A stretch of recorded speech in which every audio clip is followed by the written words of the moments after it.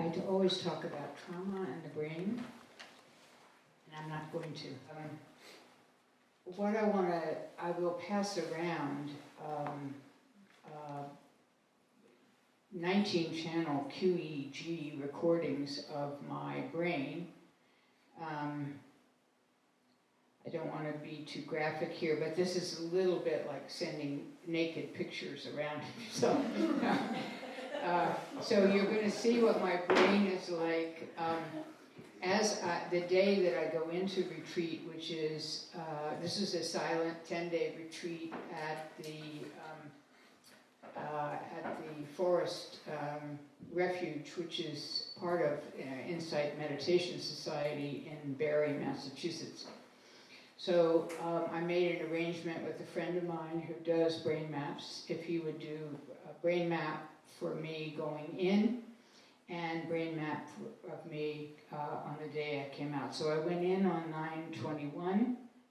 9/21/18 and came out on 10/3. And I'm going to do this again on a 14-day retreat that I'm going to do in November. But I'm just going to send around, and mostly this can be impressionistic. It doesn't have to be that you know what this means, but there's eyes open, eyes closed, and then there's coherence. And the green is the closest to normal, whatever that means as a brain. I have yet to see a normal brain, so, and then coherence, and red means further away from normal. And then I'm just going to describe a little bit of my experience there. So these are for you to look at and for me to be free of talking. Okay, so I went to this retreat, and what happens there is that you have administration and you fill out forms, and then you go into this space and it feels like you have left the world as you know it. It is, each person has their own room, and there is breakfast that's fairly limited, and then there's a big meal at noon, and there's a tea. And the rest of the time, you are on your own schedule in terms of meditation. You could sleep the whole time you were there if you wanted to. You can sit in the meditation hall. You can sit in your own room. You can do walking meditation. But it felt to me like as soon as my arm left the bed, I was in practice. So it was hours and hours of that's what there was to do. And I found myself planning. I found myself, I don't know, when will I go to the dining hall? Will I get there for the bell? I mean, there wasn't a lot to plan for in a silent retreat, but that's what I found myself doing. I was in planning, and I would notice my posture, and I would always be sort of forward in my posture, and so but my interests were and remain a lot the brain in meditation and the brain in our practice. So I would talk to the teachers. We had 2 interviews during the time 3 interviews altogether in the time that I was there, 15 minutes each, and the Dharma talks were the only verbal interactions that I had with anybody in that period of time. And there's a lot, as you may know, in this tradition, there's no eye contact either. I used to call it elevator meditation because you would look away from people in elevators. In the conversations with the teachers, I would talk. They wanted to know what I did, and I talked to them. And there was very little that they had or knew about the brain. That wasn't part of their training as teachers. And there was also very little emphasis on fear. there's emphasis on other ways of feeling, but not in greed and aversion and so on.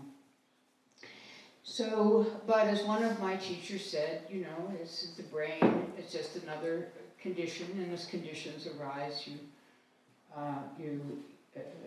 know, this is because that is, and that fear was essentially a feeling that you should surrender to. Not such a good idea, actually, for many people to surrender to fear. And I know that one of this is a retreat center that has 30 rooms, so there are 30 people there at max. And and they're all supposed to be experienced meditators, which is not the same as advanced meditators. You just spend a lot of time in retreats, and you apply, and you go on that basis. One of the people asked the teacher, I am swamped by fear. This was a written question. I can't surrender to it. What's option B? Right? And there really wasn't an answer that they had. And since they hadn't really engaged with understanding the brain and trauma, they didn't have a way of understanding that surrender to this fear was nearly an impossible thing for this person to do or to engage in. So that was the focus for me is always on how to further quiet fear. And then there was also a focus on my brain. So during the times that I was meditating, which was hours and hours every day, I began to use my brain as the object of meditation. And there was some interesting way in which making my brain the object of meditation made some loop very small. It made it allowed for, I do things like, okay, I'm in planning mind, well, that's left frontal. So I will switch the blood flow in my brain, this energy, attention, whatever, to the right temporal parietal area, because that's the spiritual area. So I get out of planning, I'd move to the spiritual area, and I don't know if I did that, but that was I would get out of planning mind that way, and it was easier to get out of planning mind that way than any other way that I had found. I knew that the default mode network, when you have a spiritual experience, a meaningful spiritual experience, that you drop out of the default mode network drops out, right? This is Judson Brewer's work particularly, but so I would focus on the default mode network and dropping the default mode network. So it was just an interesting way to practice, right? And I would focus a lot on the precuneus, this whole sense of self in time and space, and in quieting the precuneus. So that would be another focus of my meditation. And interestingly, for whatever it ends up meaning, the part of my brain that I would feel the most, that I was the most aware of in all of these practices, was the left, what I think of as the left insula. So the information coming up from the body and then being interpreted. That's what is thought of as the primary goal or the primary reason of being of the left insula. The other thing that was going on was that after lunch I would go to the library and I would listen to Joseph Goldstein. And I was really introduced to the concept that insight meditation, you are allowed to be curious about your thoughts. You don't have to just get rid of them. Right? So this is I was just learning a lot of this for the first time. Or, you learn it and you learn it and you learn it again. And so I would then have my thoughts become the object of meditation.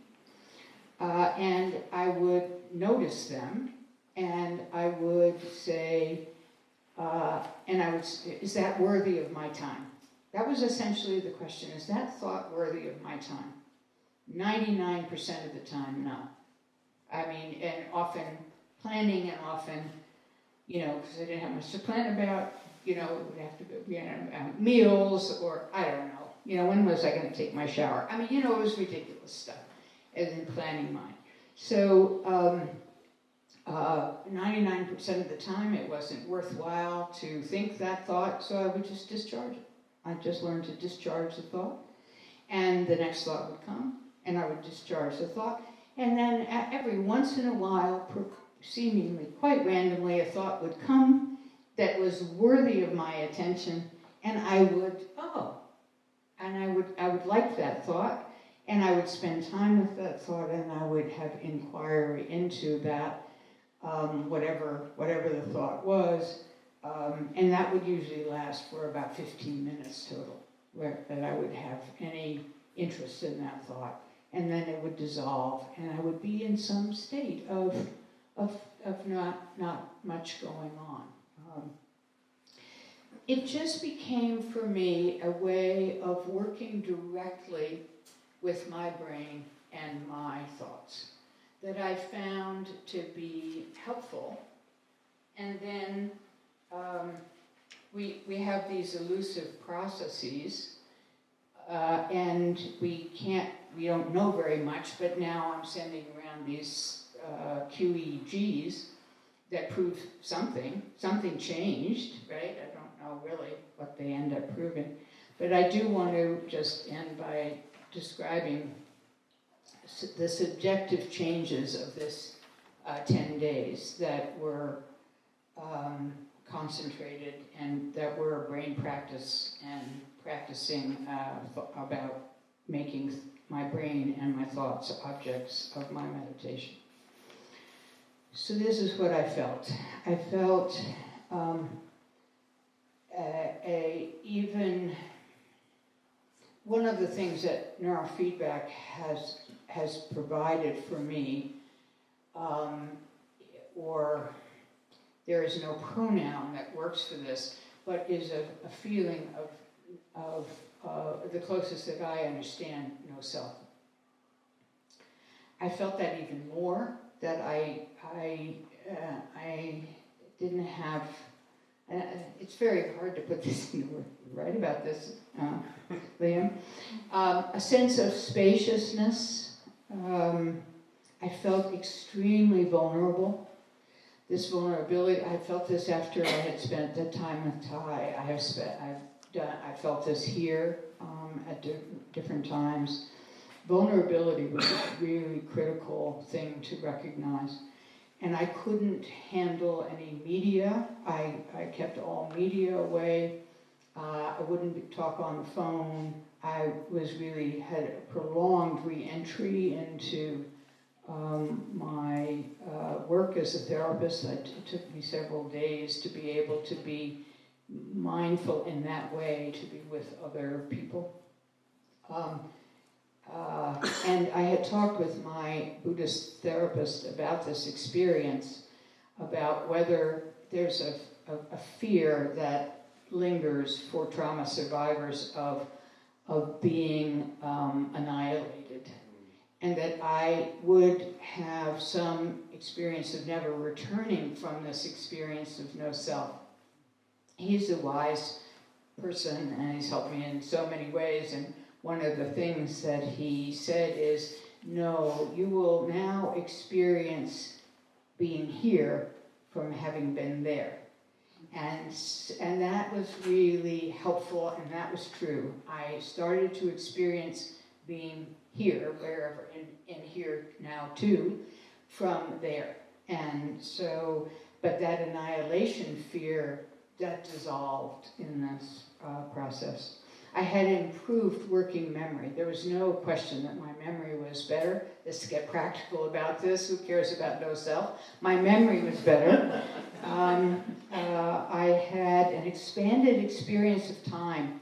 My first neurofeedback training, I felt like I was back in this a sense of time as a child experiences a summer day.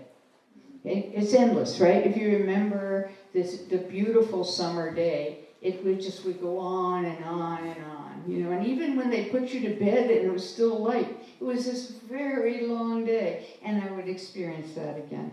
And so I had that with neurofeedback. I also had that with this experience of being on retreat. I went to see my body workers who have also been taking me through all this, my very deeply trauma-informed, truly understand trauma in the body.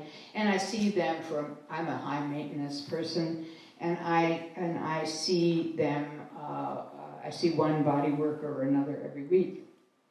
And my cranial sacral person said, "You have absolutely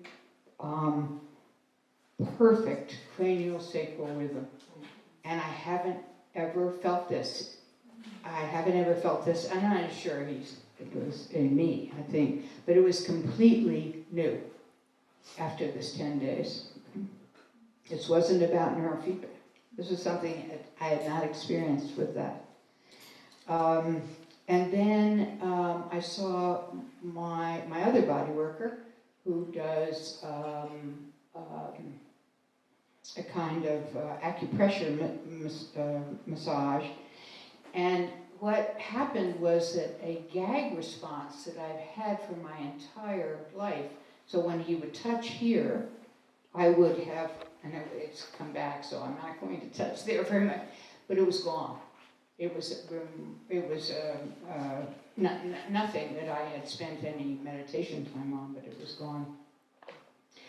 And I started then, and people who have worked with me with neurofeedback know, that I just start thinking about things very differently. And I think about not getting well, but I think about much more about newness, about pattern change, about